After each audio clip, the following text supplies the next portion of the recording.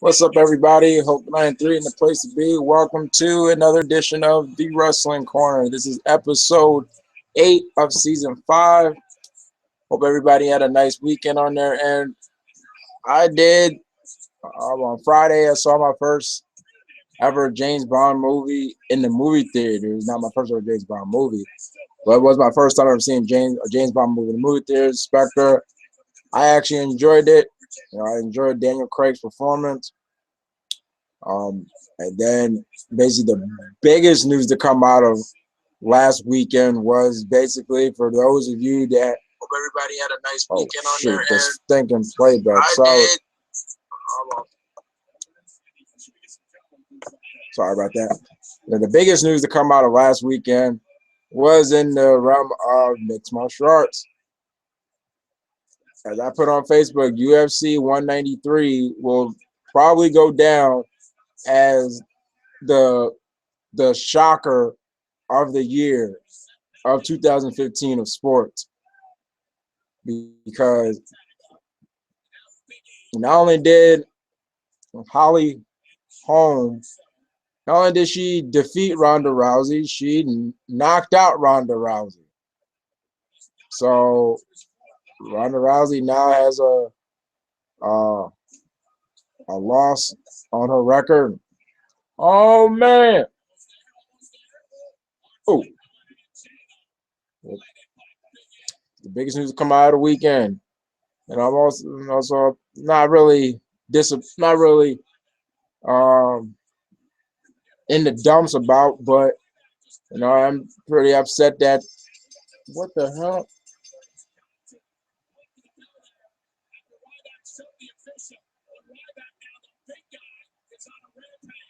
Oh, I am pretty upset that the Giants did not pull out the win against their rivals, the Patriots. It was a pretty intense game, as any Patriot Giants game has been since the season they win against each other in the Super Bowl. I mean, like I've always said, the Patriots and Giants games in the past years have been so good and intense and suspenseful that I would actually pay for them if they just say, hey, we'll put them on pay-per-view for fans.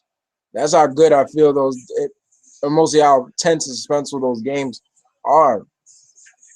But that's not wrestling stuff. Get into the agenda of tonight's show. As everybody knows, that this Raw is the go-home show for Survivor Series 2015. So basically, this corner is basically the go-home show. It's basically the go-home corner for Survivor Series 2015. And with that being said, I'll be giving my predictions on this event's card, which I think is pretty small. I don't think it's that big. But not only that, we'll be going back in the past. And talk about some of my favorite matches of the event's history. And also, but there was something wrestling related that took place on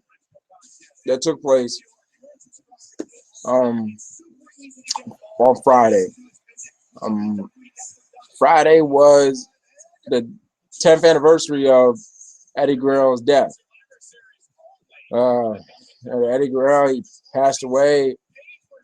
November, I think it was November 13th, 2005.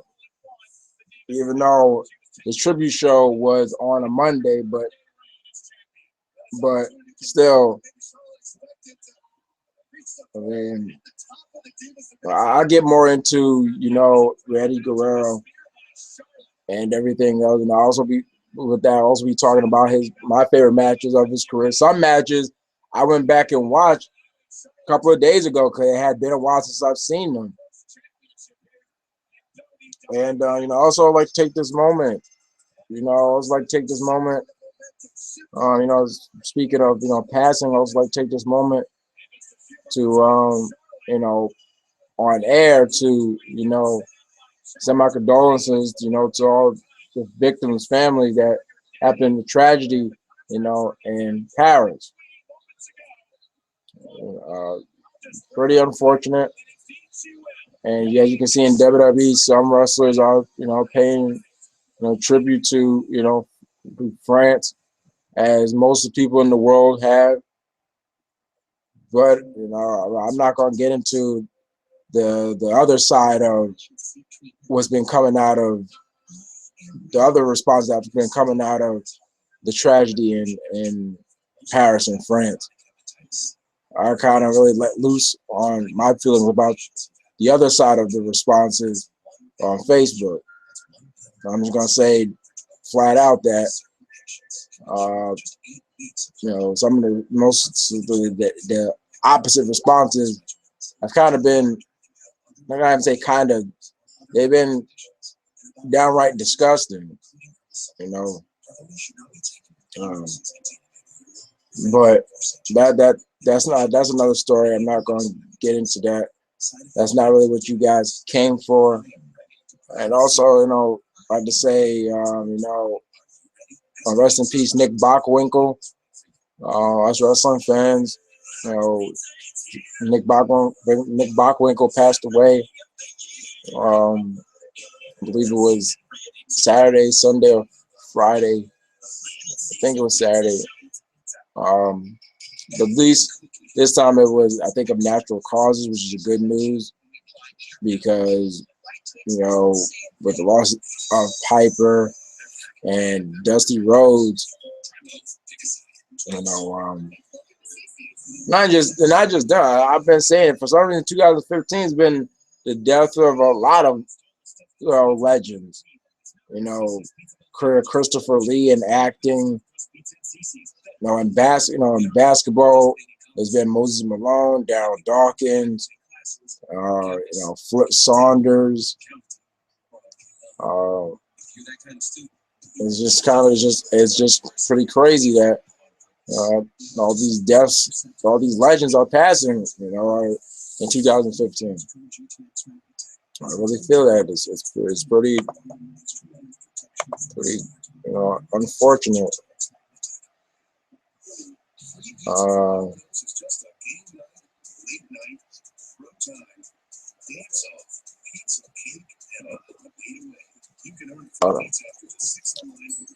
So time to get on with time to go on with the show. See if there's any there's no comments so far. Basically so far on this, so far on Raw, we've seen some pretty good matches in the tournament. Neville and Owens put on a good show. Ziggler and Owens, not Ziggler and Ambrose. We still got Del Rio and Kalisto. We still have Reigns and Cesaro, a match that I'm definitely looking forward to. And I must say, just saying Kalisto and Alberto Del Rio, I am pretty surprised that when I watched SmackDown that Kalisto beat Ryback. And not by no surprise roll up or interference or a count out. It was with a Salida Del Sol from the top rope. Oh boy.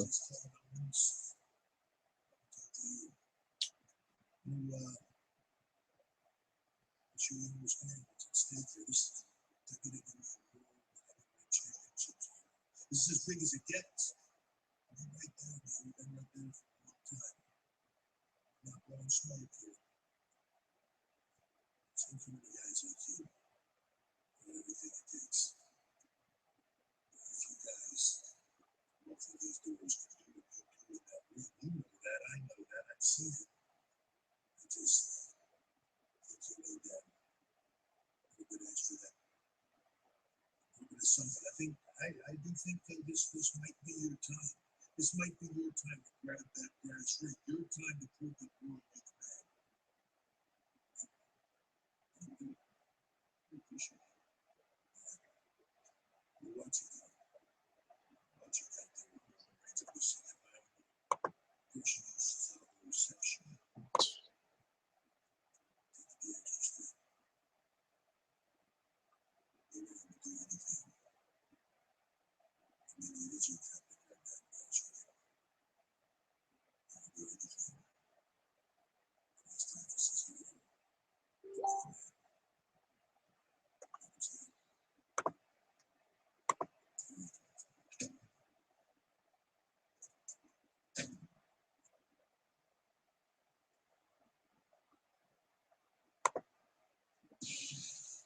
Oh, it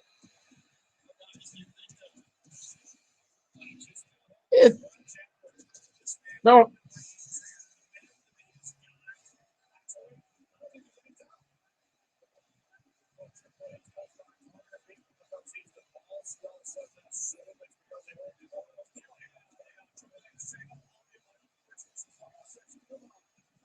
What?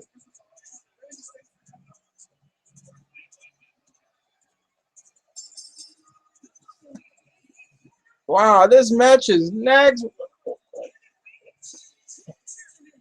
Thought this match would be the main event.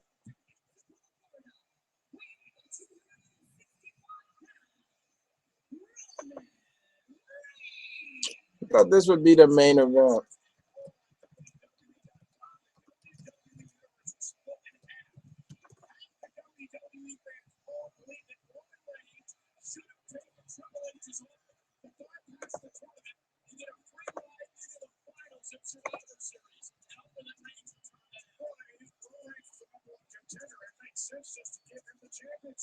Okay.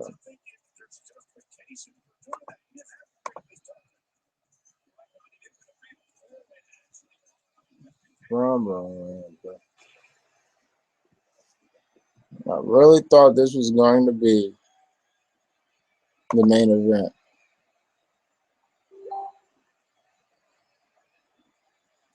All right.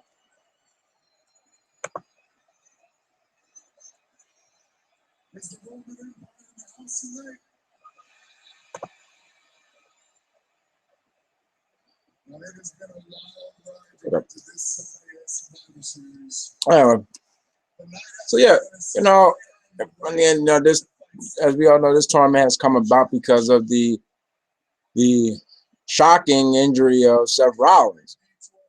And initially, a lot of people, I guess, a lot of people thought that it was going to be, like I said, I think I said this last week, it was going to be like Deadly Games. That the tournament was going to be held at the event, because I think that's how W announced it at first, but that hasn't been the case. But like I said, I didn't really think there was going to be any real shockers. Looking at the bracket, by looking at the bracket, there weren't that many legitimate, contenders to be champion, and I think you can say that that kind of is an example of the current state of the roster in WWE, that there's only like a small handful that you can consider a considerable threat to, a considerable contender to being WWE champion. But despite that, Kalisto, who I thought was not going to win because he's still a tag team wrestler, went over on Ryback clean on SmackDown.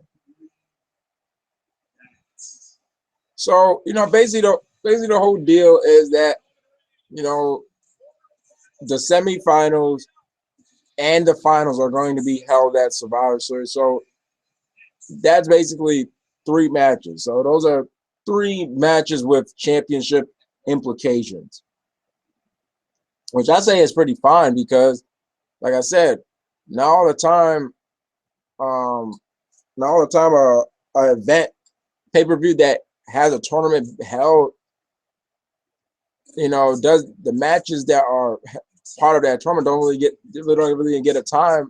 They get that much time to develop because there's so many matches and so little time. I remember reading a review of TNA Against All Odds 2010, and that pay-per-view had a tournament, a number one contenders tournament, which the Pope D'Angelo De Niro won, aka Elijah Burke won, and the whole tournament was held during that event, along with non-tournament matches, and not that many matches got enough time to develop. But some matches were hampered by the time constrictions. But fortunately, it seems like that will not be, hopefully will not be the case with Survivor Series, with there now only being 3 matches being held for this tournament.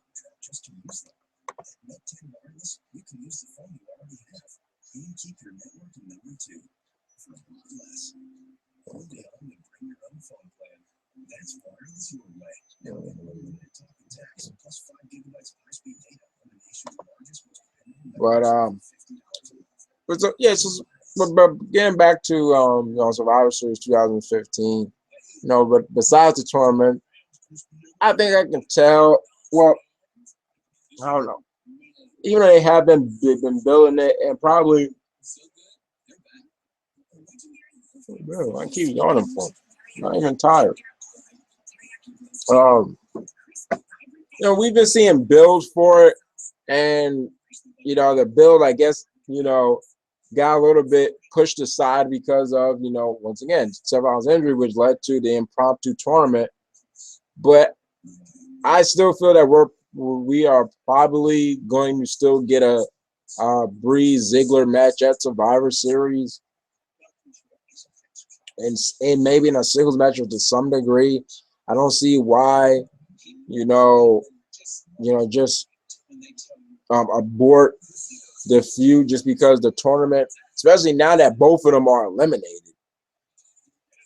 And at one point, I thought that Breeze was probably going to try to eliminate, Dolph Ziggler. Almost like, well, I've been making so far since coming on the main roster, I've been making my name off of you. I'm not going to allow you to advance when I didn't, even though I will be helping out the guy who beat me in the first place. So I predict that probably Ziggler and Breeze, and it seems like another match is for some reason Ryback is going to be teaming up with the Usos. Yeah, they hasn't been confirmed, but I think this play. I think it's going to take place. Ryback and the returning Usos against the New Day. Now maybe Ziggler and Breeze will be added to it to make it a 4-on-4 and make it a 4-on-4 Survivor Series elimination match. But even though it's like I don't understand what's Ryback's beef with the New Day. If the match is made, I think you can just tell that it was impromptu. Because I did predict, the Usos and New Day to face off, but I didn't.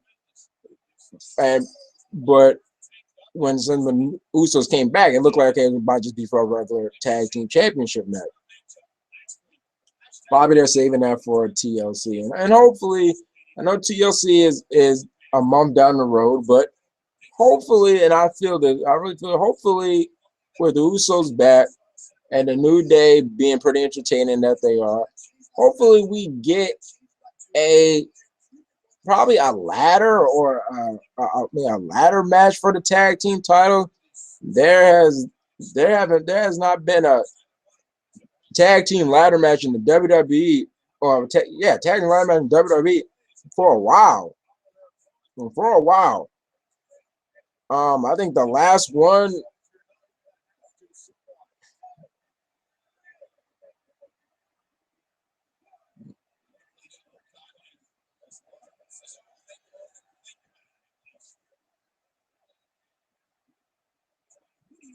Yeah, see, I think the last time the tag team titles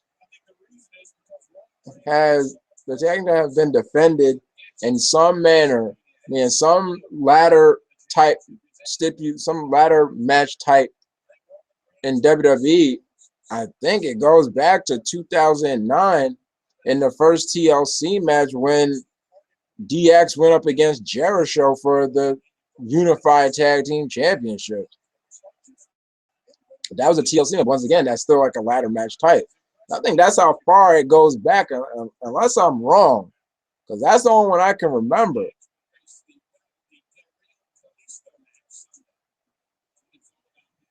So I would like to see the Usos and the New Day at TLC in some ladder match.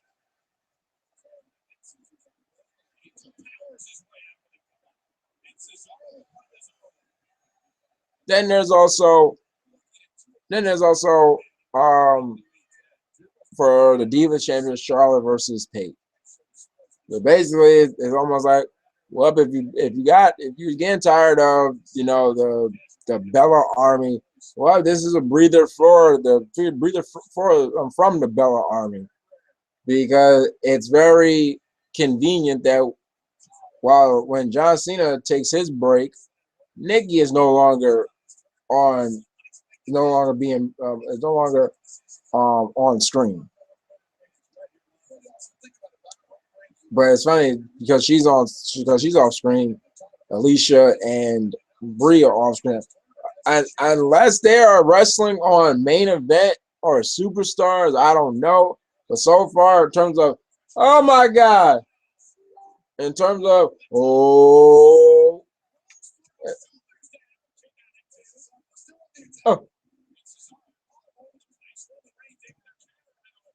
but in terms of oh wait, but in terms of being on the main roster, being on Raw or SmackDown, I have not seen Alicia or Brie in a while. And what's funny is that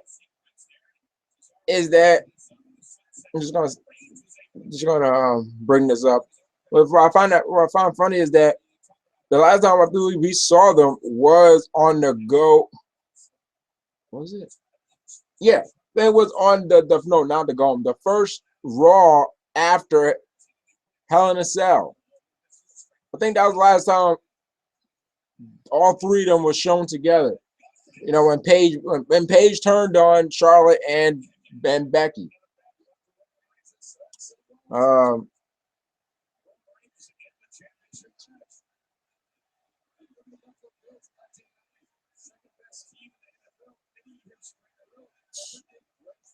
sorry, man. Sorry, man. You bring up that You bring up Buffalo. You bring up not winning the Super Bowl in Buffalo, man. Those are fighting words.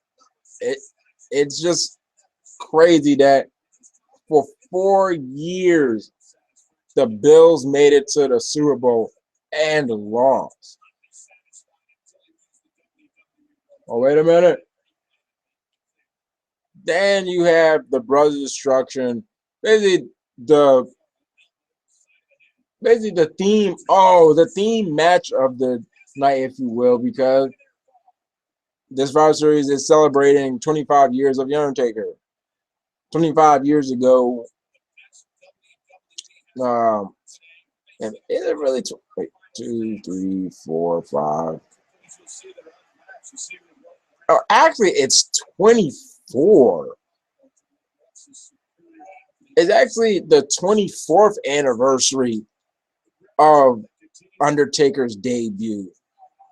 Once again, I always say WWE don't really know how to count an anniversary. I've always felt that they don't know how to count a real anniversary. You don't count the year that it happened. Now doing math, I'm like, wait a minute. Undertaker debut, what? 1991? Wow. He debuted 1991, I believe. Wait. No, no, no, no, no, no, no, no, no. 1991. No, no, no. 1991. No, I think WWE is right with this one. Um, Let me check. I think WWE is right with this one. I think they are actually right with this one. Because I think Survivor Series 1991 is, yeah, that's where Undertaker beat. That's where Undertaker beat. Um, when he beat Hogan.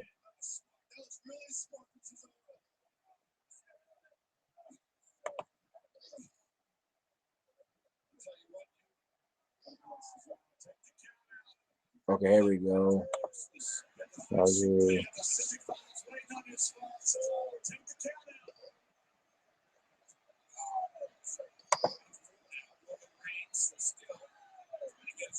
Okay.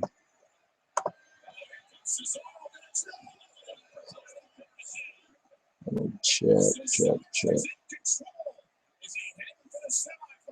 Yep. Survivor Series 1991. Okay, so yeah, was when Undertaker went against Hogan. So, okay, so WWE actually has this right. Yeah, WWE actually has this right. This is actually the 25th anniversary for the Undertaker's debut. Okay, WWE, actually got this one right. Good on them.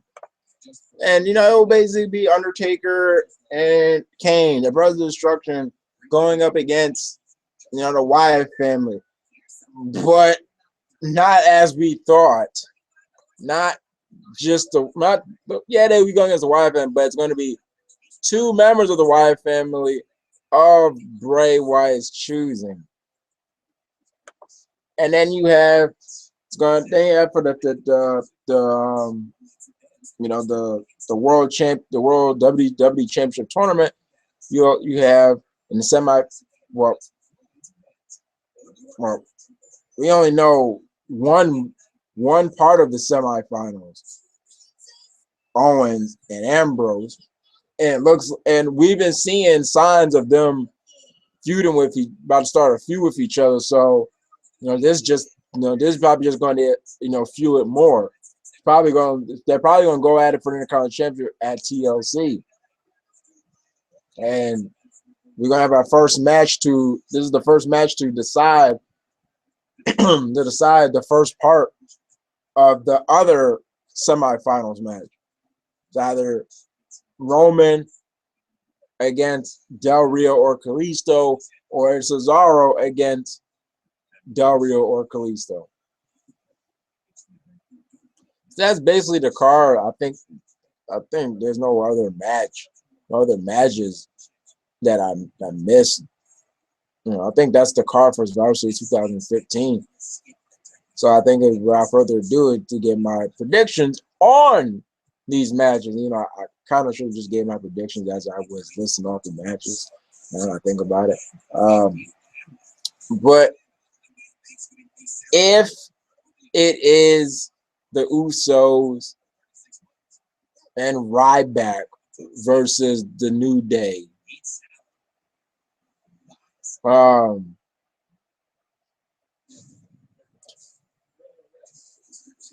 I probably see the Usos winning since they are still a couple of months.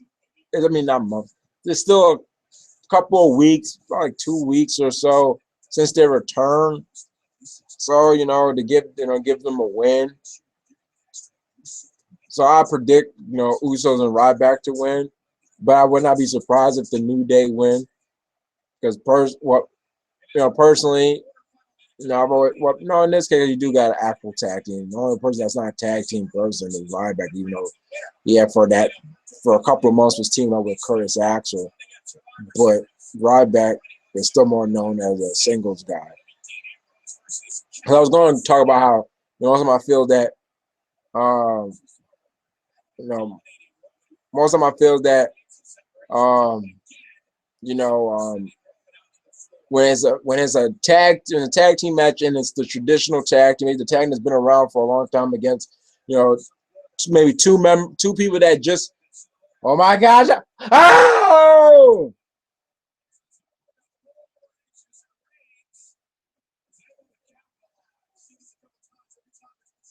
man,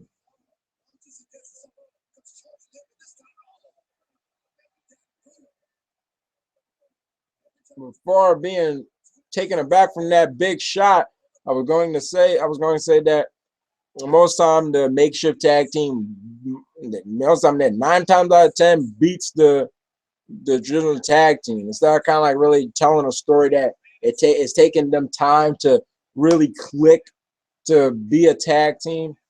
Hold on, guys.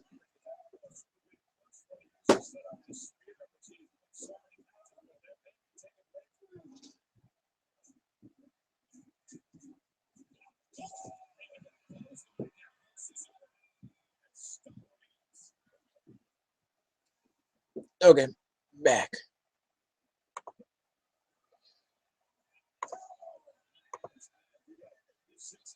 Oh, and if it's Tyler Breeze versus Dolph Ziggler, if it's them, I predict Tyler Breeze to get a win, but I don't think clean. I think it'll probably be by some shady means. Probably so. Some are getting involved. Oh, oh, no. Because of this tournament, Tyler Breeze lost his debut match. Oh, oh, ooh. And whoa, whoa, whoa, whoa, whoa, whoa. Then we have for the Divas Championship, Charlotte versus Paige.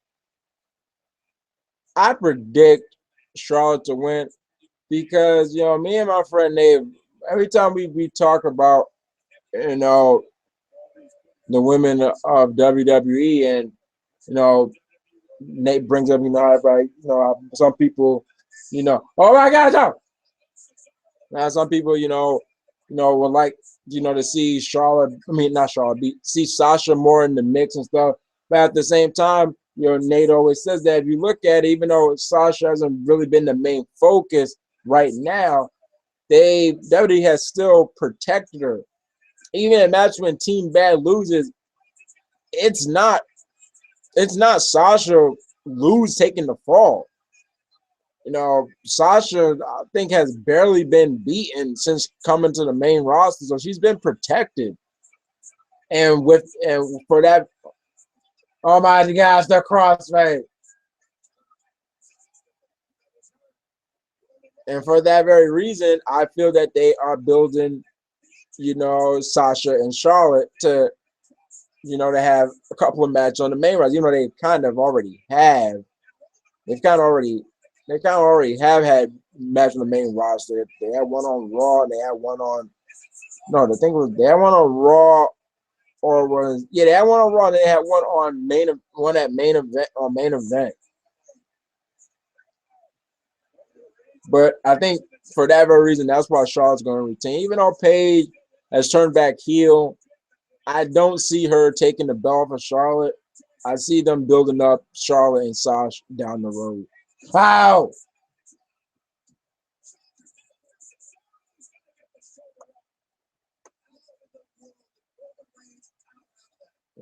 Comment.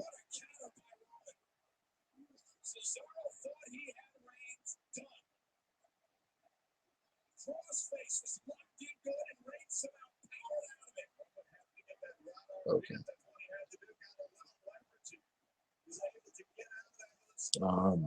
That's my. Then because I'll probably get back to the prayer. Probably will save. Oh, I probably will save the semifinal match when the semifinal bracket is complete, and then you have the the the themed match once again. The main theme of Survivor Series has been to celebrate the 25th anniversary of The Undertaker. And I'm gonna say right now, as oh, you know, even though I enjoyed seeing the Brothers of Destruction do what they did, do what they did on, ooh, do what they did to the Wyatt family on Raw. But at the same time, I was also thinking, well, I guess I don't need to watch Survivor Series anymore because I got what I wanted. The Brothers Struggling basically got their revenge on the Wyatt family. Oh, on the Wyatt family on that Raw. They took out Luke. They took out They took out Harper, they took out Rowan, they took out Strowman, and they laid down Bray Wyatt. If that's not, taking care of business, then I don't know what it is. I thought, like I said, I thought when they had Bray, choked up, I thought, the friend was gonna cut, and then Bray was gonna escape. That didn't happen. And then come SmackDown, find out that instead of a 4-on-2, it's just gonna be a standard 2-on-2 match. Not even, it's not. You probably think that, okay, you do 2-on-2, probably will be, no disqualification or so.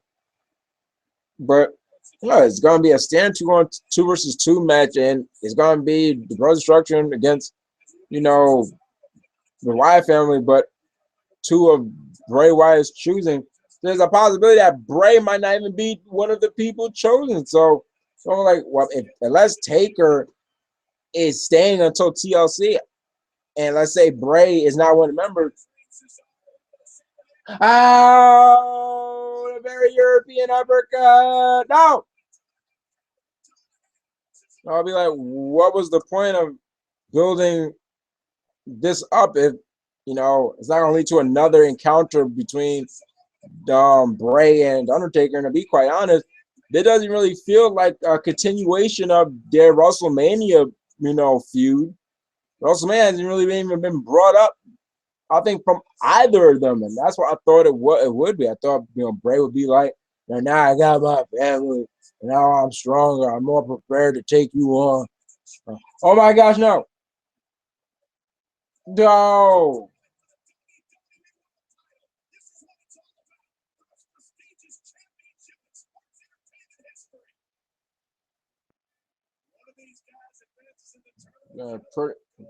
It's been a pretty great match between Cesaro and Roman Reigns. And because they're celebrating 25 years of Undertaker, I don't see Undertaker and Kane losing. I don't. If they do, I'll be surprised. And then once again, it'd be another case of where you'll probably see people saying, I feel bad for Bray. Because that lately has been the story of Bray Wyatt. When it comes to period, I feel bad, bro. Oh my God, that's so bad. Oh! Like, I feel bad for him. That's kind of been the story of his career lately. That you feel bad that he built up this momentum only for it to go crashing down again or something. And will this be the end? There's the ooh-ah. And there goes that spear. Oh! There's no way. There's no way. Oh my God. Oh my God, it's like that. Oh my. Oh. Oh.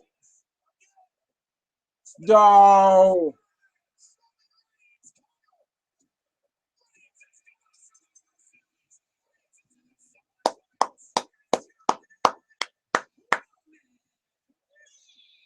That was a hell of a match. Hey, it's Young J-Way. Hey, Malcolm, what did I miss? In terms of the wrestling corner, or in terms of the corner, or in terms of Raw? Because in terms of Raw, you probably just missed a great ass match between Cesaro and Reigns. Oh.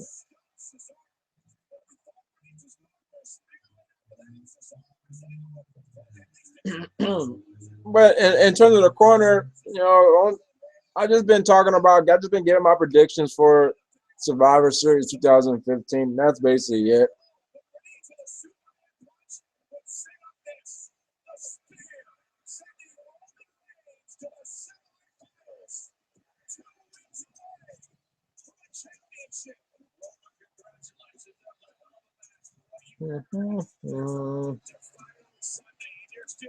Great, that was a great ass match, man.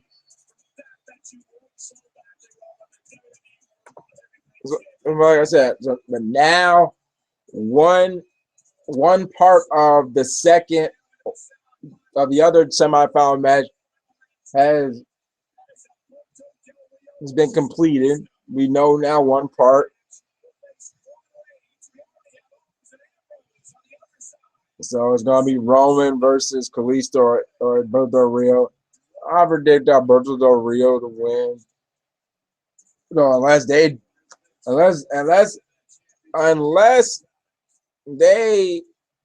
you know, you know, hire Kalisto that they haven't beat Del Rio. Unless it is, I don't see Kalisto. I don't see Alberto Del Rio losing. So I think I can safely predict Roman versus Del Rio. But once again, like I said before, going back to the Brothers Destruction, Wyatt family. The reason I'm like, okay, now it's going to be 2 versus 2. My thought is, well, if the Brothers Destruction was able to handle the Wyatt family 4-on-2, even when the Wyatt family had to jump on them, basically try to trap them, why should I be so concerned? No, why should I be so concerned for the Brothers Destruction in a 2-on-2 match? Oh, let me tell you, are they really gonna go? Are they really gonna have the contract signing be the go home show? The go home segment. That's true. I hope it's a pretty darn good segment.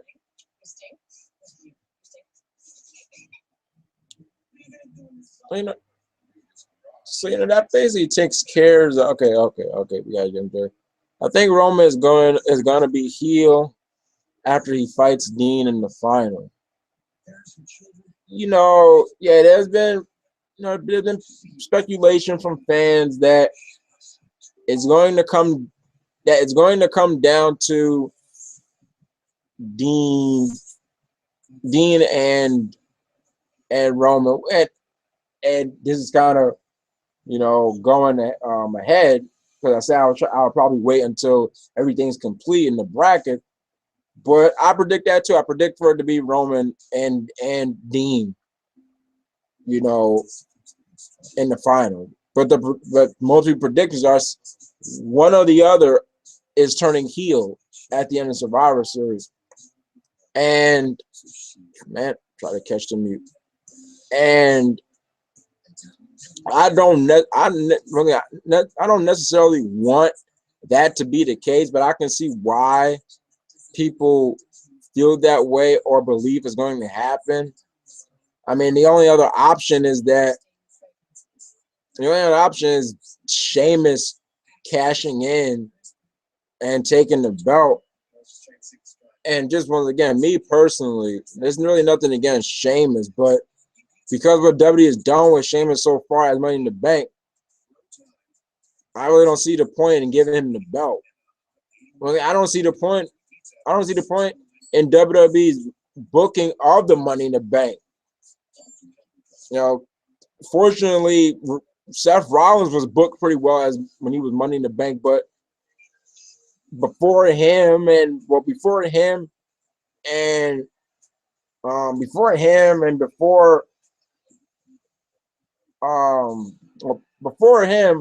and now going back to Sheamus, it's mostly been the Money in the Bank wins the briefcase. He wins the briefcase. And then he goes on this humongous losing streak, only to cash in and get a win. And it's almost, I guess, it's supposed to make, it's like I get the element of surprise, but it makes well, basically, they were only capable of winning when the person was weak. And I understand that the Money in the Bank gimmick is a good attribute, a good element for a heel. Like I said, it's basically a heel. What did I say? It's basically a heel fueled stipulation. It's basically meant for a heel. It basically is. But I just don't understand why have somebody go on a major losing streak if it's supposed to be a push every single time? Every single Money in the Bank win besides, what about this? They did something cool. They, in the memory of Nick Bockwinkel, they did something. Those that don't know who Nick Bockwinkel is, if you're watching Raw, you probably say now.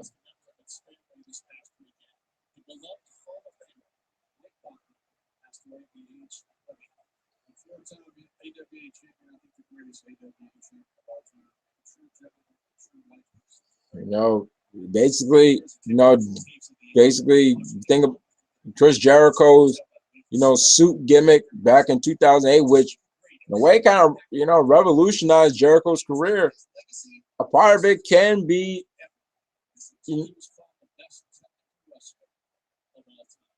part of it can go credit to Nick Bockwinkel, using the big words and everything to get under people's skin. Hey, look, it's the dissension.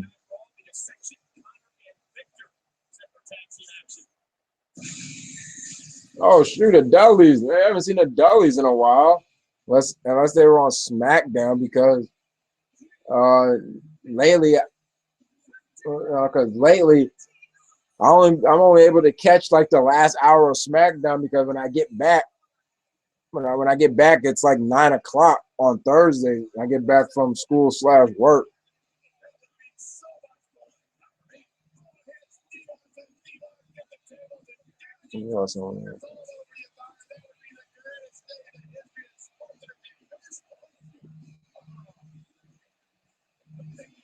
Well, hold on.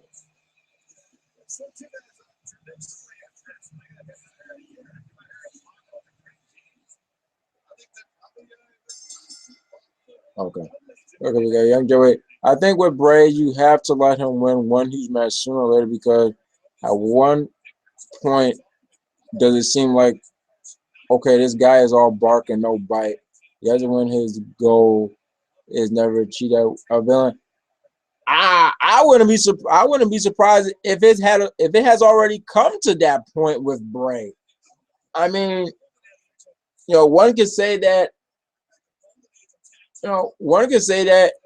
it was probably a mistake to split apart the Wyatt family to begin with because it's like, well, a major theme to his character is being a cult leader.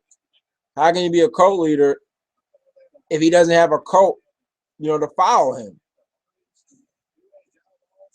But you look at his feud with Cena. You know, he lost. He lost that feud to Cena.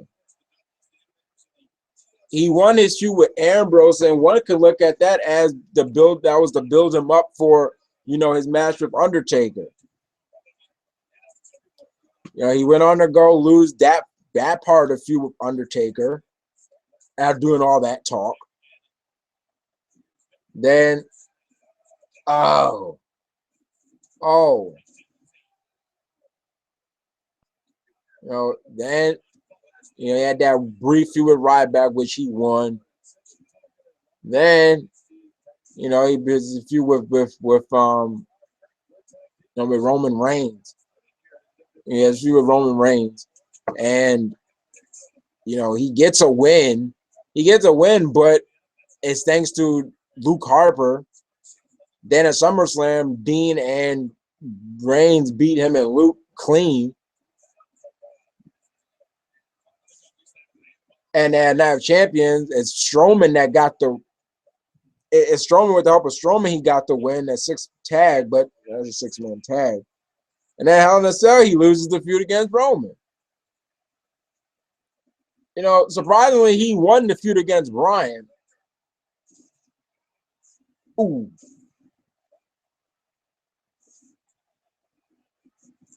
Ooh, you heard that. So I wouldn't be surprised, Jay, it hasn't already reached that point for Bray that, it's like, why should I take this guy seriously when he's always losing? He's always losing a feud. Ooh.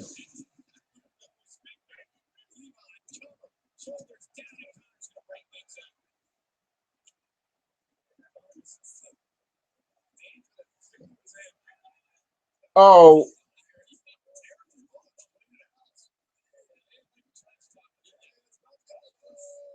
oh,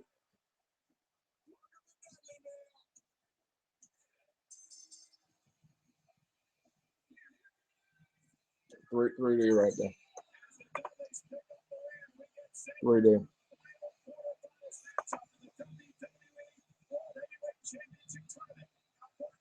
Oh shit, that guy almost looked like Ed.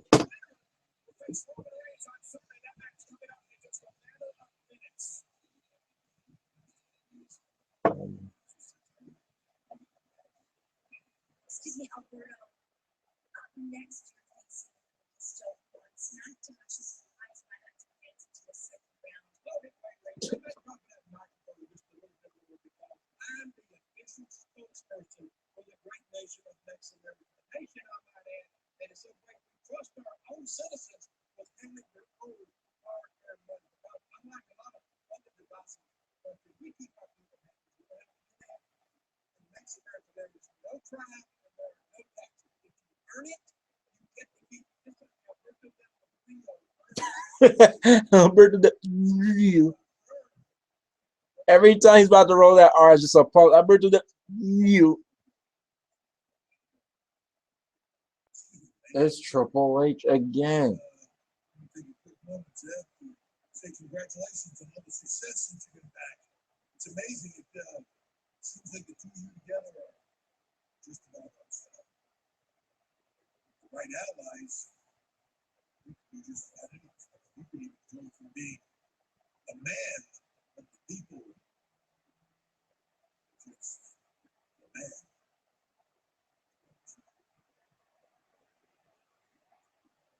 Man. I mean, that is definitely starting to feel like deadly games, and Vince was trying to find his corporate champion, which we all know turned out to be The Rock, which was the swerve. You know, the build made it look like it was going to be Mankind.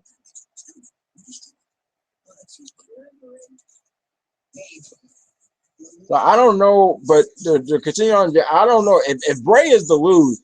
I don't know where Bray goes from here. I don't. You know, I really don't. And in all honesty, and and even when Chris was on there, we were both saying there's really not that much different between Bray Wyatt's feuds in terms of how they start. Mostly all his feuds have been the same. Him just for whatever reason, just bothering somebody, just interfering in somebody's business, and then he'll come up with some he'll come with some mock up reason for why he's doing it.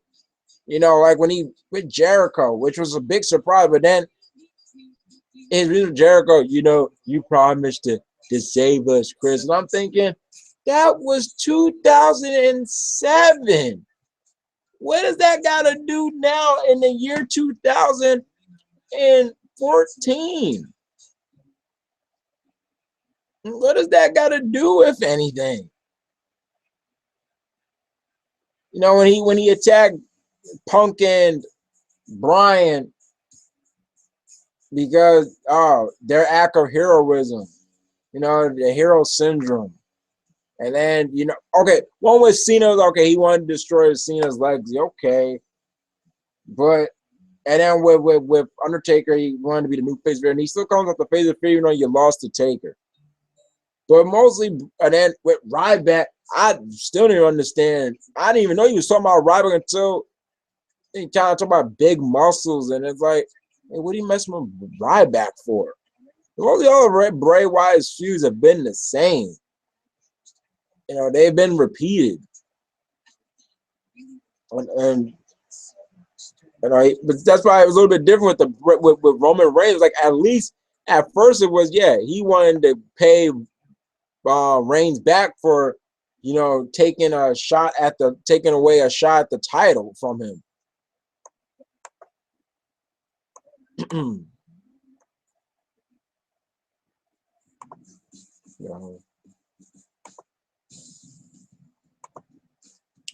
But after, because we're gonna have the final semi-final match. So then I'll get on with those predictions where I kind of just predicted that basically Roman versus Ambrose. So I don't think I kind of need to.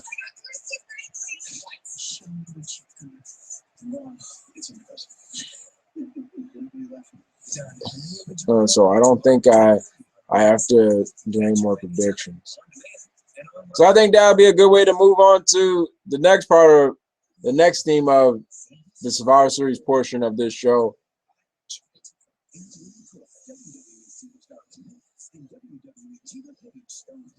Oh my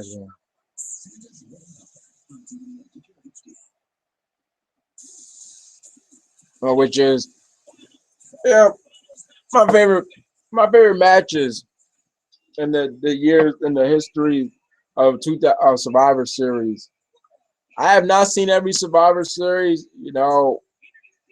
One time, it's gonna be a time I'm gonna, take the moment to watch every Survivor Series. I think the first Survivor Series I saw, I remember watching on paper with a little bit of it. Probably was Survivor Series 1999. Which is known for, the start of the Who Done It storyline of maybe who ran over Austin. And I remember as a kid, me being a big Austin fan, yeah, I was horrified by that, when he got ran over. So it's like, yeah, your first event, your first time watching a certain pay-per-view is one of the most infamous moments in that pay-per-view's history. And from maybe 1997, even I was 1999 on, Survivor Series, I think, had an underlying theme, a theme that not that maybe we remember. I just kind of do, because King would say it. It would be like the underlying theme of Survivor Series, that something bad will always happen. 1997, the Montreal Screwjob, 1998, the swerve, the Rock and McMahon, 1999, Austin getting ran over. 2000, Austin, dare I say it, attempting to murder Triple H with the forklift. And different, man, I got to start watching ghost videos in the dark. Hey, Danny. Hey, Danny. Why are you watching ghost videos in the dark to begin with? Why are you doing that? And what a way to arrive to the comment section of the show. And the access to J-Way, you think Roman will be a heel? Hey, Nashville, Tennessee. Well, no, 2001, nothing really bad, because that was the winner take all. But yeah, for a couple years straight, Survivor Series had the theme of, something bad would happen. It was always something bad happening at Survivor Series. So basically, in terms of live events, actual live, actually experiences of the Survivor Series history. I've actually watched them live on pay-per-view. Yeah, it goes back to Survivor Series 1999. Man, I haven't watched Survivor 1999 since 1999. And that's also where Kurt Angle debuted. And that's also where Big Show won his first ever WWE champion, or WWE championship. Not his first ever champion in WWE. Ooh.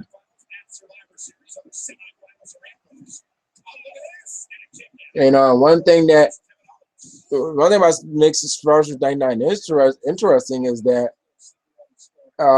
it basically has one of the biggest what could have been matches, because we could have had The Rock versus Stone Cold versus Triple H, and at that time that definitely would have been best, because both of them, well, one could say Triple H was on the cusp of being, the top heel of the company.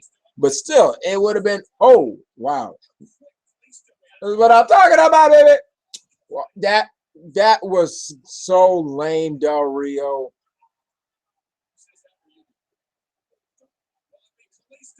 But all three would be they would be in their prime.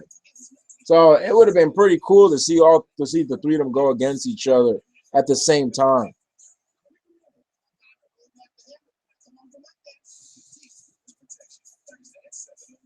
Then okay, so but again, I don't have a good recollection of Survivor 1999. So in a way, I guess it would really be Survivor Series 2000 that I remember fully watching on pay per view. Um,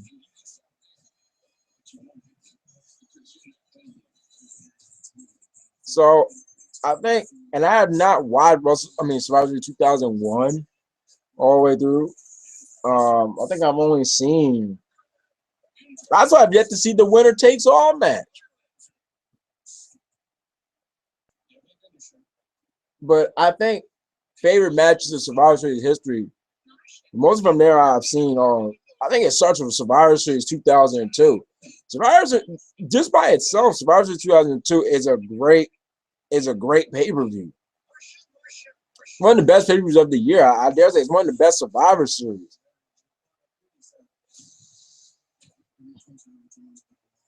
I mean, from match after match after match, from the first match from the last match, a great pay per view. So I would go on to say most of that card has a lot of make up my favorite match. Still to this day, the first elimination chamber is my favorite elimination chamber. And that's one of my favorite matches of Survivor Series. Um, the tag team elimination match, Benoit Angle versus Edge Mysterio versus Los Guerreros. It's one of my favorite matches, and that's also one of my favorite Eddie Guerrero matches. Um, Trish versus Victoria, the hardcore match that took place. This is all Survivor 2002.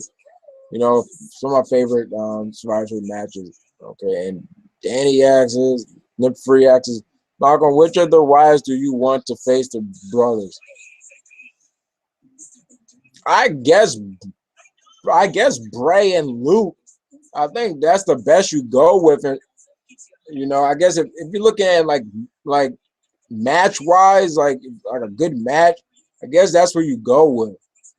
Because Strowman is still green. It'll probably be Bray and Strowman or Bray and Luke. I don't see Harper, being a member. Unless it's Luke and Harper, but I doubt that.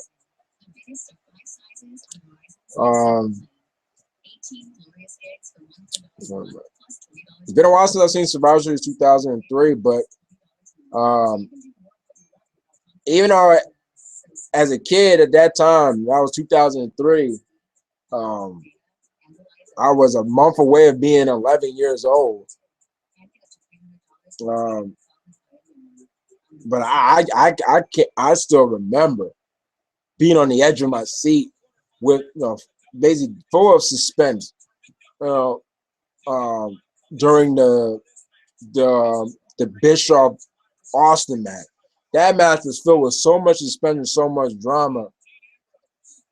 Man, I mean, because if you guys remember, the stipulation was, if Austin lost, you have to leave. And again, Austin was my guy. And then the performance, basically the all-out heroic performance of Shawn Michaels. It was just like, how could you not eat up all that drama?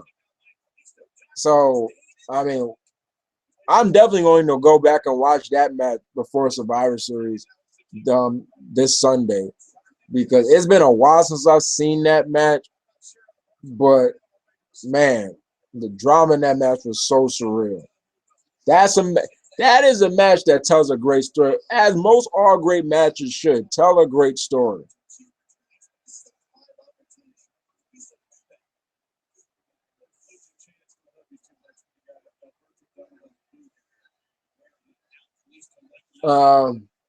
It's been a while since I watched 2004 all the way through, but I remember enjoying the Team Orton team Triple H match.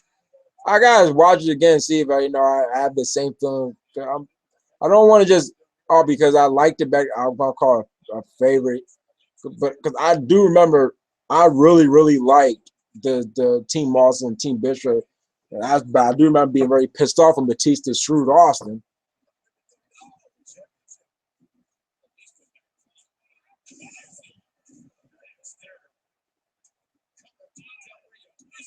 Ooh, but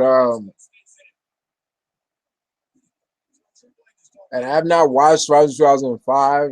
I've only seen two matches of the pay per view, and that was the Melina Trish match and the oh he's taking off the mat.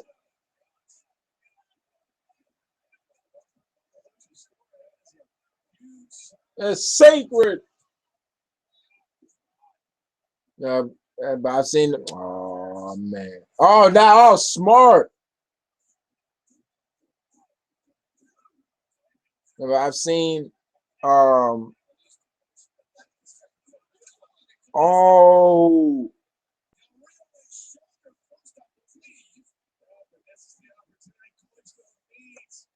Mhm.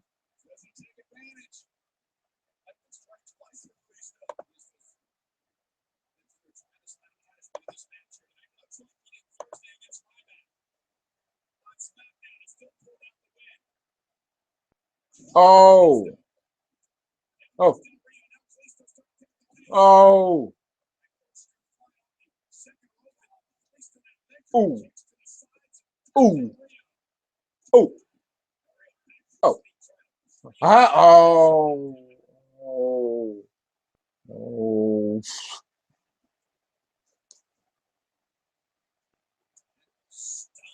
Mm-hmm.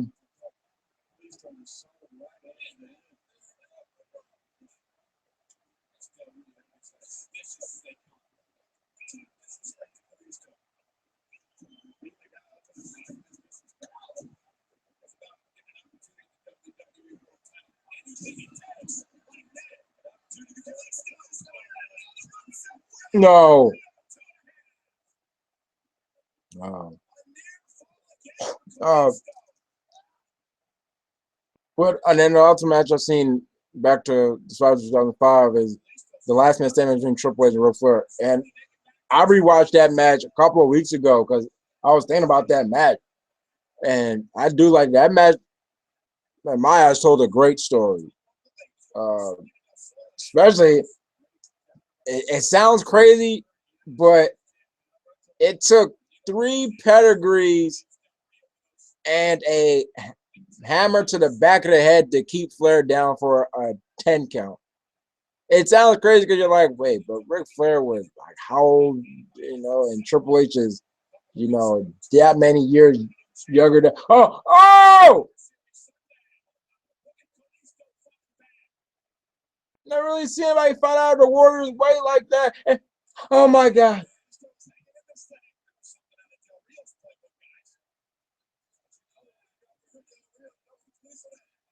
Oh, oh no. Oh no.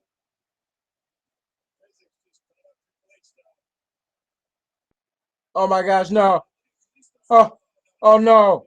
Oh no. No, don't do this. Oh my God.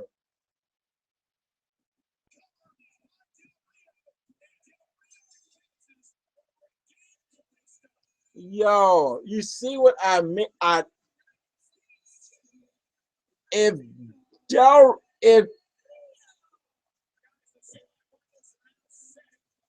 if Kalisto is not seriously hurt, I'll be surprised.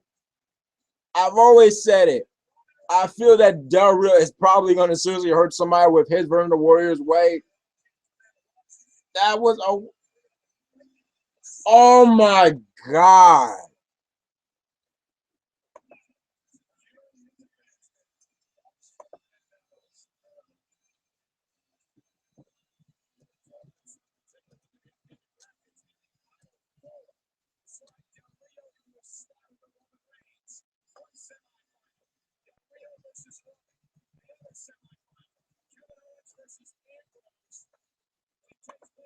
No, I really think Charlotte and Paige are going to get the main event slot. Okay, let's see what's going on. Yeah, my favorite Eddie moment is when Batista gave him a lowrider. And my favorite Eddie match was WrestleMania 20 when he beat Angle for the W title. And I rewatched that match on Saturday. Yeah, I think he will. To me, I think he'd be a better heel than Seth. He's imposing and has the voice for it. Plus, the guy in the suit and have him start entering from the front entrance. I think it's possible. It's definitely there for him to be with Seth gone. Then maybe you bring Seth back as an anti-hero or a pure face. And then maybe Seth is anti, I'll be down. Yeah, a lot of people predict that. Yeah, for when Seth comes back, he's going to be a face. Yeah, this is official. Charlotte and Paige are going to get the main event spot. I hope they make the most. I hope. But Survivor Series 2006, that didn't have that. I don't think that has a real memorable match. I don't. I remember the card and everything. They know they pretty memorable, was it? But one person might look at it as a bad thing, was when Team DX swept Team Rated RKO. I mean, I do like watching the first blood match between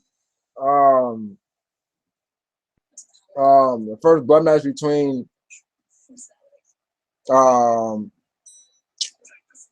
Undertaker and Mr. Kennedy, because the ending when freaking Undertaker, man, that's one of the hardest chair shots we ever received. The freaking chair went through,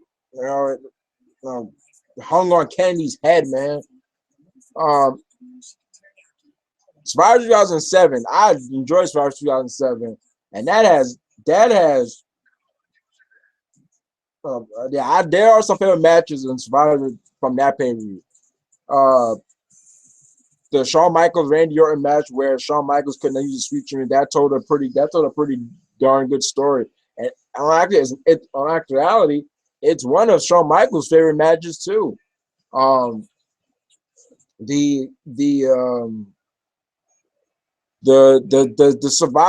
traditional Survivor Series match, is one of my favorites. I can put that on repeat.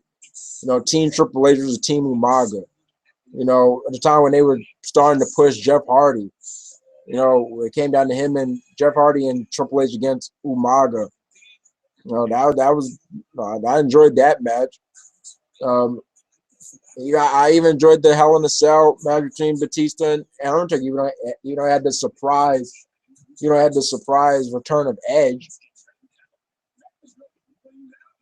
Survivor Series 2008.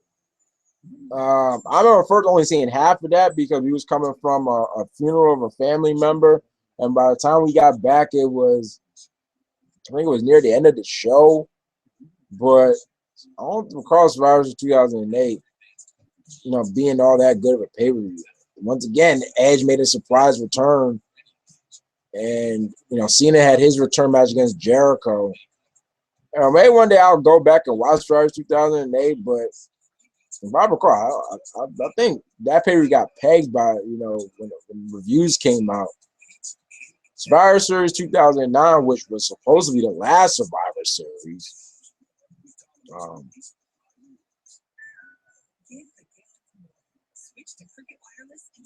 I gotta rewatch Survivor Series 2009, but I remember enjoying the pay-per-view, and I remember enjoying the two triple threat matches, because the thing that was interesting about Survivor Series 2009 is that both the World Heavyweight and WWE Championship were defended not only in triple threat matches, but the challengers were tag team partners. And even on the build for that Triple H, that DX versus John Cena triple threat match was kind of lame. Being centered around Hornswoggle for some odd reason, but I do remember enjoying those triple threat matches. I don't. I don't have any favorites from Survivor Series 2010. I really don't. Survivor Series 2010, that was kind of a throwaway pay-per-view.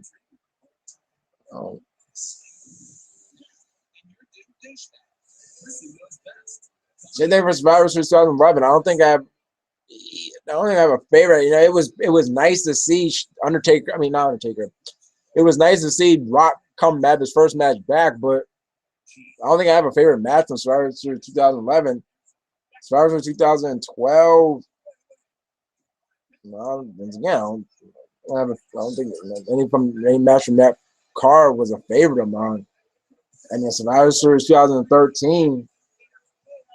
I mean, I liked the Bryan Punk versus Wyatt's match, but can't necessarily say it's a favorite of mine.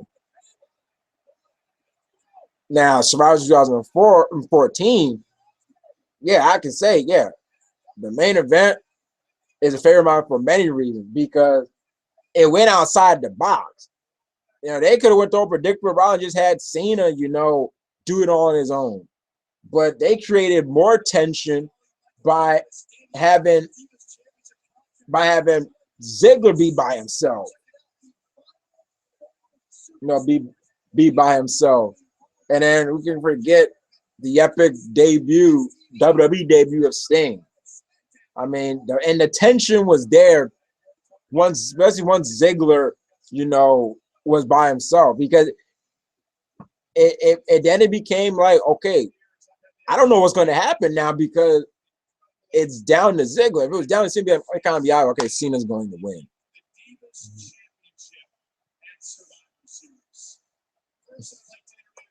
Hold on.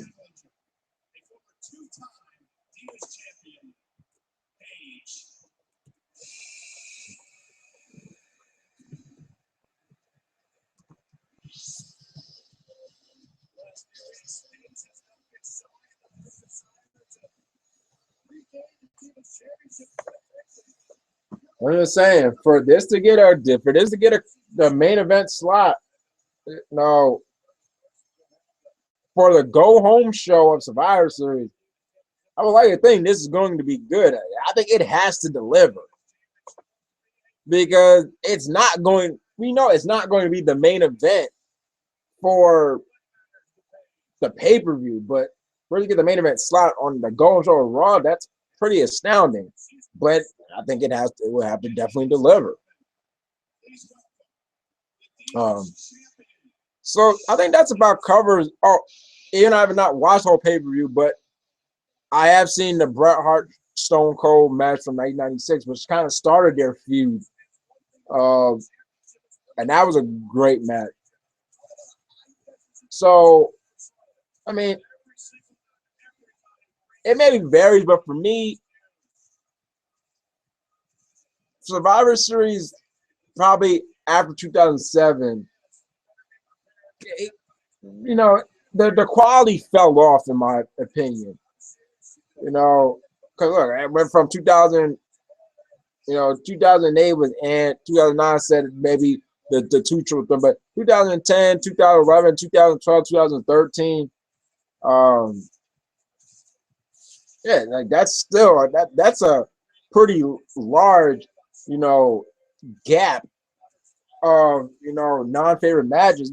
But that's just me because I felt that WWE kind of Survivor kind of became the black sheep. Heck, like I said, in 2009, they thought about canceling Survivor Series. But the thing is, it's time that, it's Viva La Raza, Eddie Guerrero. Let's talk about Eddie Guerrero, man. I didn't, I didn't see Eddie Guerrero's career from the start. I can't say I saw his WWE career from the start and before his tragic end. And I mean,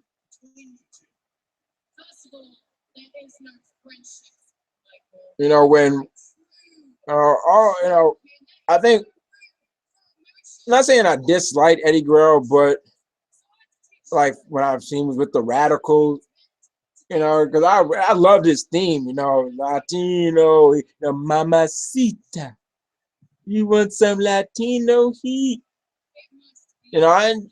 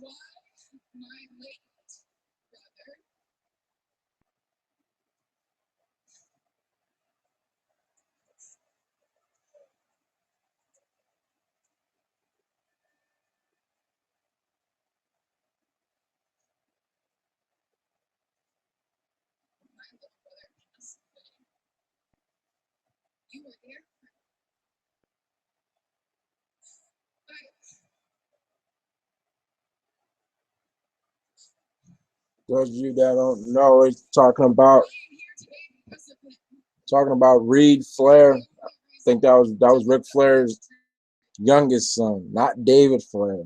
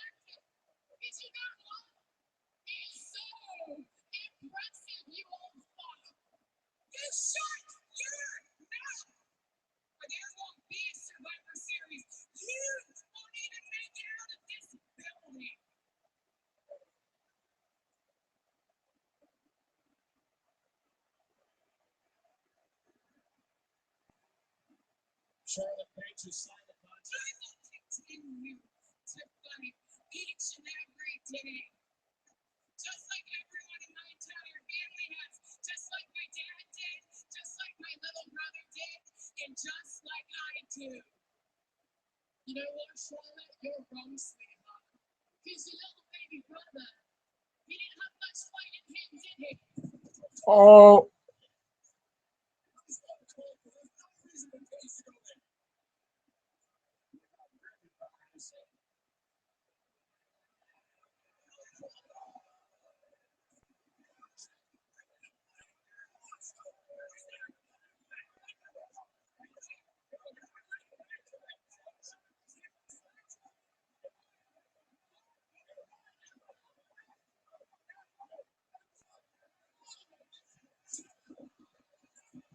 oh shit.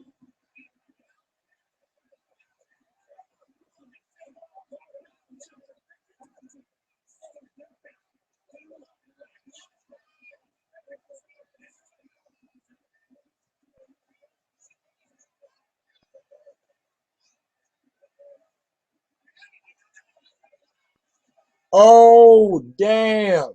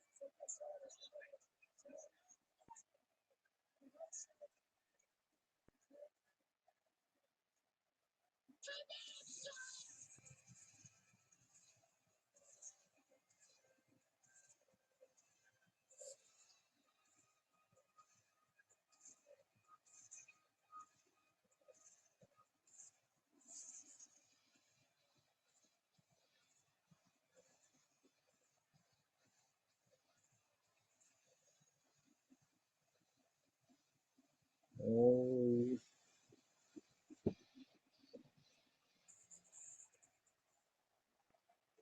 they might as well probably change that match into some no holds barred.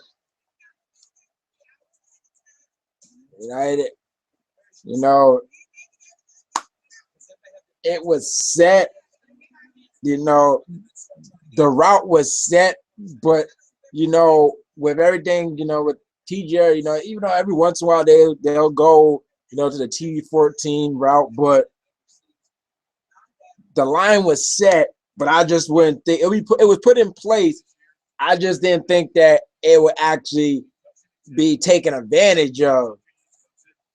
I mean, not gonna lie, my eyes, as you can see, my eyes were kind of stuck on, the TV for that segment. Um, well, yeah. Okay.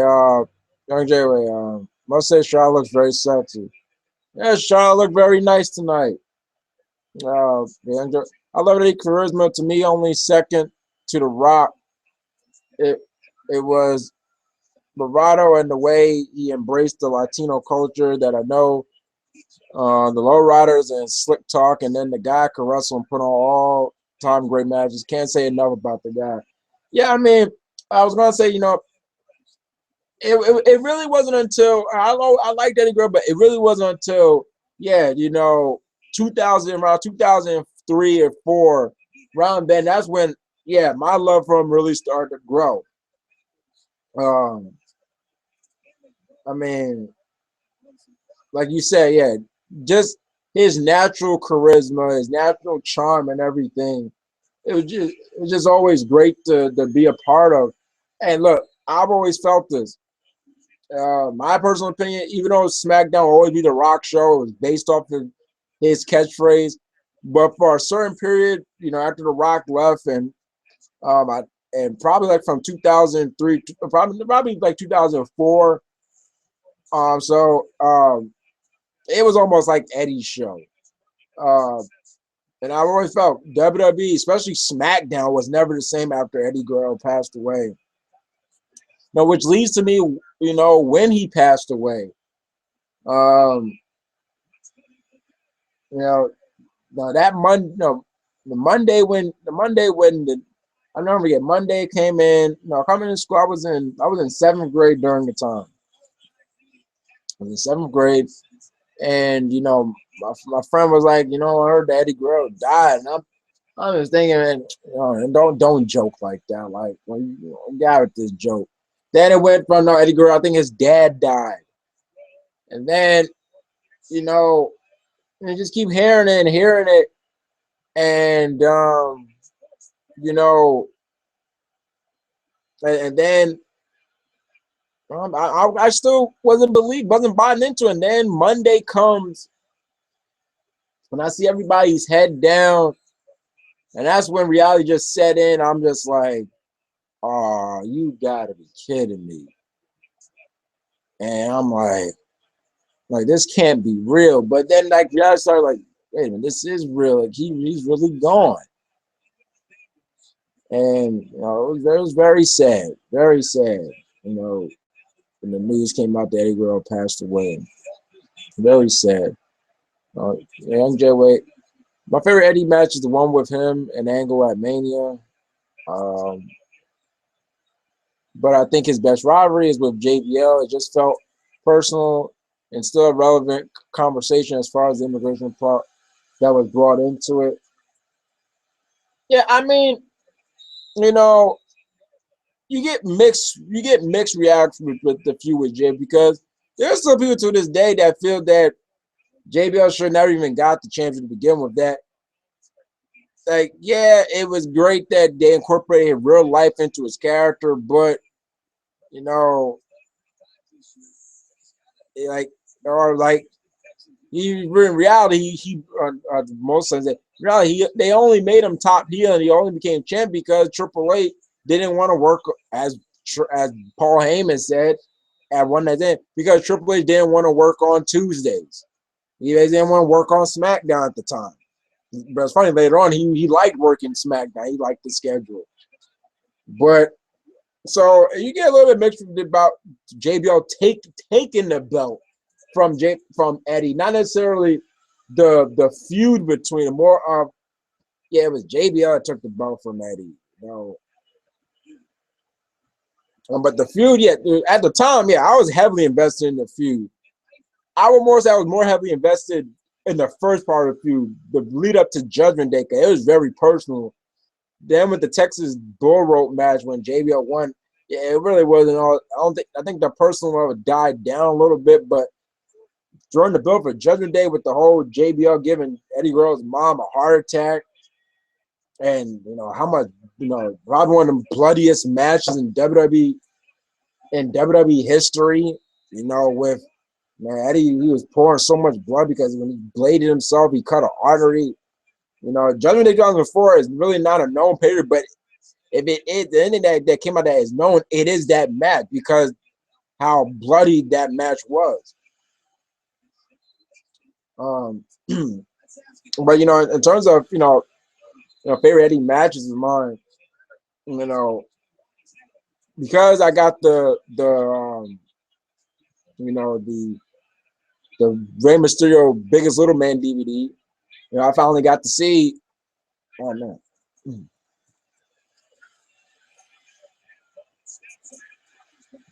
I finally got to see the classic The classic Eddie Guerrero Rey Mysterio match from Halloween Havoc in 1997. I'll tell you what, if you have not seen that match, that is one of the best matches, not just in cruiserweight title history, but just I think in WCW and wrestling history. That match, it was no wonder why that match, I think, won Match of the Year for 1997. And that was definitely during the time where it was, WCW pay-per-views that, yeah, it was the mid-card, it was the undercard that was the best part of the show, not the main event. I think it was Jericho that said that around the mid-90s it was, what did Jericho say? Oh, he said it would be, in the mid-90s it was, for WWE or WWF, it would be the main event were the best match, but the undercard sucked. But in WCW, it would be the undercard was the main attraction or the best matches on the card, but the main event sucked. But yeah, Eddie Guerrero, Rey Mysterio, Halloween Havoc 1997 for the Cruiserweight title. That match is just all kinds of awesome.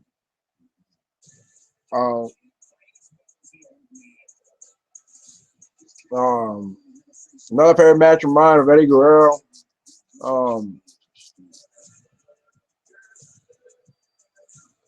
And I finally got to rewatch it.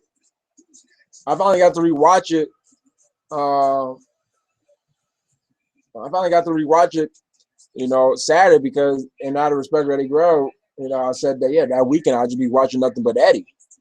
I finally got to rewatch Edge versus Eddie Guerrero on SmackDown to end their feud and that no disqualification match. I remember immediately after that match, I loved that match. But it had been but I had not seen the match since it aired. And thanks to W Network, and so now W Network has most of the SmackDown 6 era shows. You can now watch it. You just type up, and I say it's better to search for the match on a TV than if you have an Xbox 360, PS3, or Xbox One or PS4, because I still think the search engine for the game consoles is bad.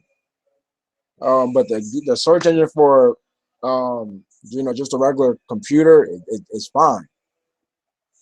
And it was just like how I remember. That match was just all kinds of awesome.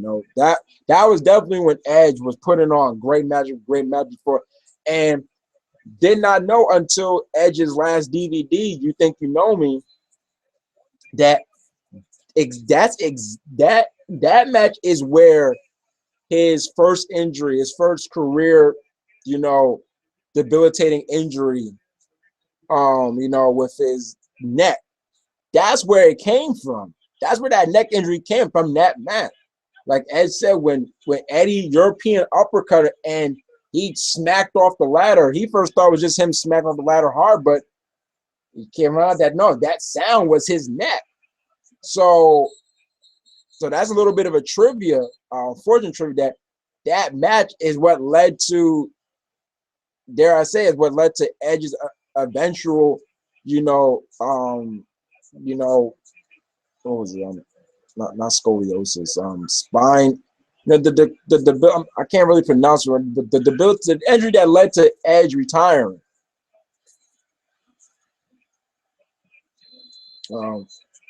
Then another favorite Eddie match, mostly a great match too, because that SmackDown era, that SmackDown 6 era.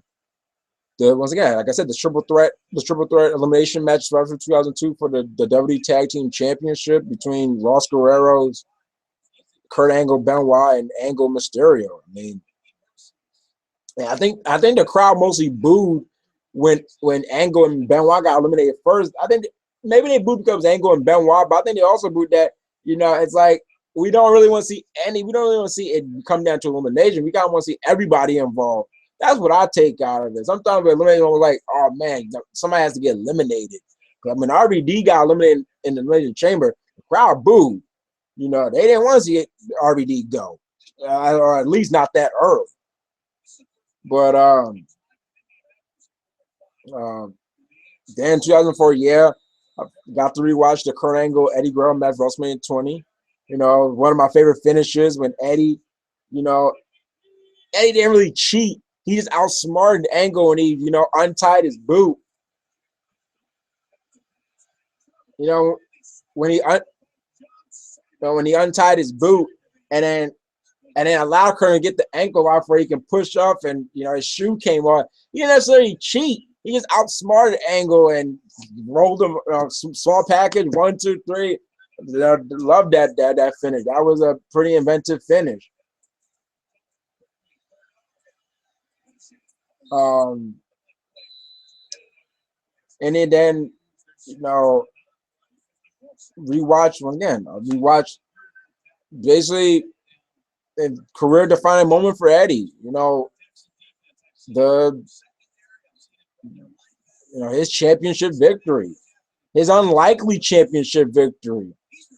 I remember in real time, I didn't think Eddie was going. I wanted him to win, but I didn't think he was going to beat Brock, and that's why I kind of agree with Nate. That is one of the, he calls the ultimate underdog match. Because most of my underdog story is the person, but most of the time they maybe win in the end. Most of the time they're going against the odds. Yeah, WWE probably could have easily had Brock and Goldberg before the WWE Championship because it was that big. So I didn't think Eddie was going to win, and my only regret is, about that pay-per-view, No Way Out 2004, which I have not watched all the way, is that I didn't see his victory live on pay-per-view. That's my only regret. That I didn't see it on pay-per-view. I didn't. But I rewatched that match, and that match is a classic. And, to see that crowd light up when Eddie won was just amazing. But once again, I don't think a lot of people expected Eddie to win at No Way Out. Especially maybe because, it's No Way Out. No Way Out's not a big pay-per-view.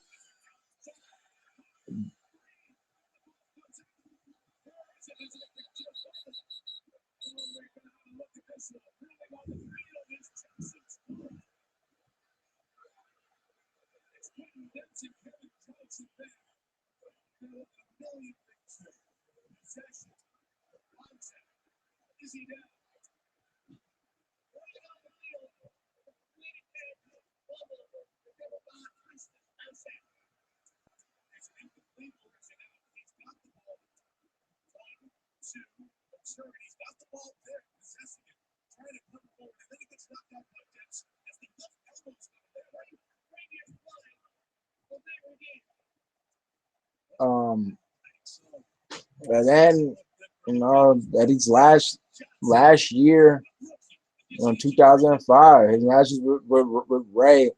No matter how ridiculous later on that feud became, with Dominic being Eddie's legitimate son and being Ray's non-legitimate son, and to the point where in the ladder match they basically just hung Dominic up there for these guys to reach up and get him. Eddie's heel turn, which showed me that Eddie Guerrero could be legitimately scary at times, but keep that there blocker.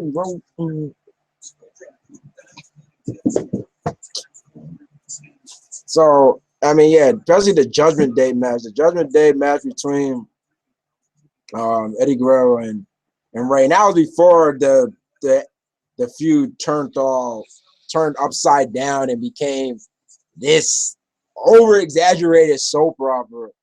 That's one of my favorite matches of mine. And then the match they had on SmackDown a couple of weeks later was a great match. And the ladder match, those guys basically almost killed each other in that ladder match. And we almost saw Eddie Guerrero hit a kid on live pay-per-view. So pretty something to remember. So and that was Eddie's last year, 2005. I mean, you know, you're right. I think it was, if I remember, let me look up.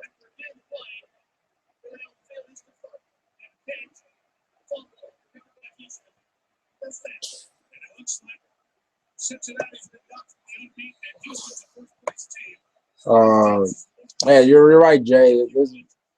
You know, you can't say enough about Eddie Guerrero. You know, miss him to this day.